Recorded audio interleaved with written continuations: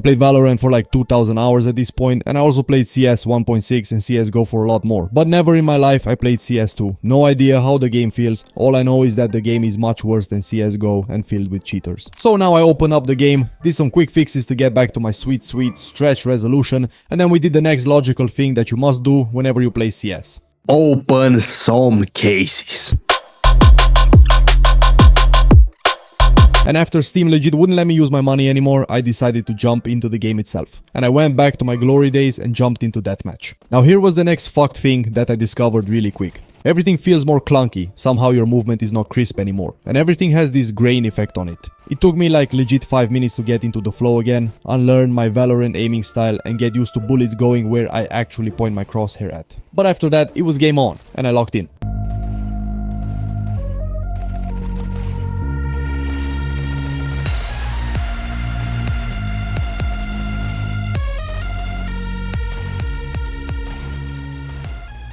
But enough with that bullshit, because I'm here for the real stuff. I wanted to see how the competitive mode feels like. I wanted to see how bad it really is. I wanted to see if, as everybody else said, I will get a cheater in my first match. Why are you gay?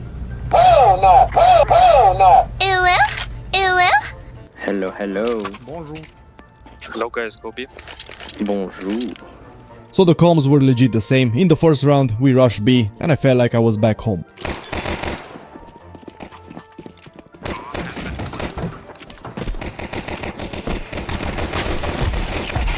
Now here was the moment when I already felt that something was off. I legit felt like I shot at them and they died only after 1 second. It was not the crisp instant headshot that I was used to in CSGO. The next round somehow we lost. And again I started feeling that my movement was not the same as it was in CSGO. I couldn't bunny hop and overall I felt like I had cement instead of legs.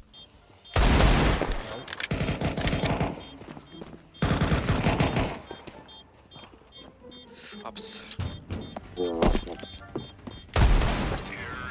And now was the next problem that I saw. The enemy team and my team were really bad. Not to shame them or anything like that, it's just like matchmaking put me in the lobby filled with silvers. The last time I played matchmaking on Global Offensive 5 years ago, I was Global Elite. And somehow matchmaking decided to put me in a lobby with really new players who could barely shoot. And you can see for yourself how the remaining of the game went.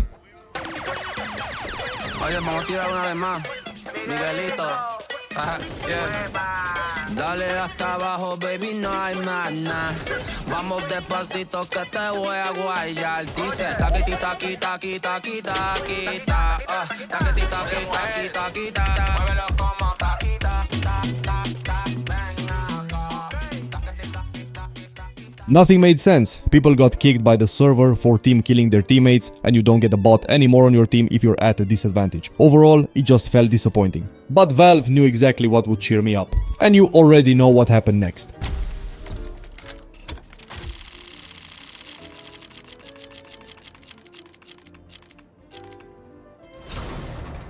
Anyway, I said to myself that this couldn't be it, so I had to queue again. And here is where I was hit by Valve's new ingenious idea of technical pause. The idea of contemplating life and getting to know my inner self for almost 2 minutes. Now this lobby felt kind of the same. My teammates didn't know which thing was which on the map, they bought bad guns with no armor, and I could already feel that the matchmaking did the same trick again. Now, do I really care that I was matched against bad players and got easy wins? Well, not really, but if I put myself into the enemy team's shoes, that would kind of suck. Matchmaking is legit putting a former Global Elite account on a silver lobby of their own accord. Not me creating a Smurf account, just Valve doing its own thing.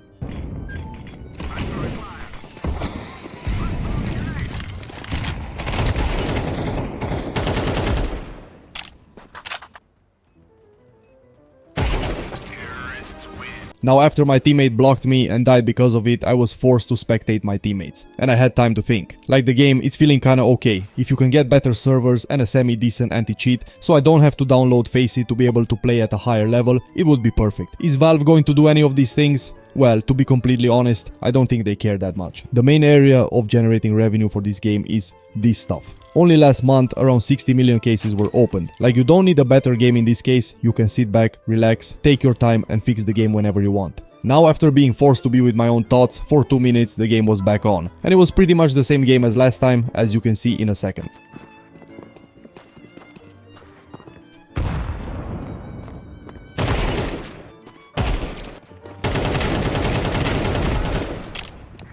Basically, you played against 3 people, rushed middle, killed all of them, and then waited in the spawn for the technical timeout to run out. I got so bored, I started missing Valorant.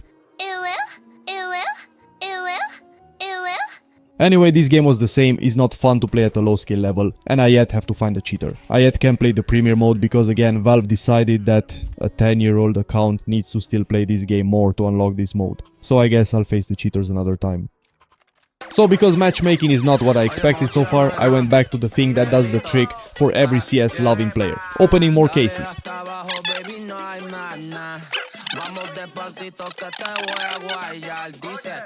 Anyway, so what are my exact thoughts on CS2 as predominantly now a Valorant player? Well, the game is going somewhere, the problem is that they don't know where. This is the game I grew up with, so I will always call it home, and whenever they will fix their game, I will be back on it no time. But as of now, the thing that is still pushing this game is the esports scene, the cases and the content creators. That's pretty much it. Is it a better game than Valorant? At this state, no, not even close. Does it have the potential to be the better game? 100%, and it's not even a debate. It's much harder mechanically to master than Valorant, even if Valorant has all of the flashy spells and stuff. Therefore, the esports scene will always be bigger, the top players will always be more famous, and the overall scene will be more respected since it's a more mature game than Valorant. Also, the community itself has a much higher skill than Valorant. The average CS player is legit 10 times better than the average Valorant player, but also the game has been out for much longer and everybody, even your grandma, at some point played CS, so you get the idea. Would I play the game anymore as it is right now? Well, yes, but not the in-game build matchmaking system. I trust FACEIT much more with their anti-cheat system, and the overall competitive scene is much better on FACEIT. So what do I believe it's in store for CS moving forward? Well, I believe at some point they will get their shit together and fix the game, and we will be back to the glory days. Is that happening anytime soon? I don't think so. People tend to forget that CSGO sucked when it was first launched, and it took ages to make it good. Until then, I'll play this kids game since it's overall more stable. Now go subscribe and watch this next video. Bravo.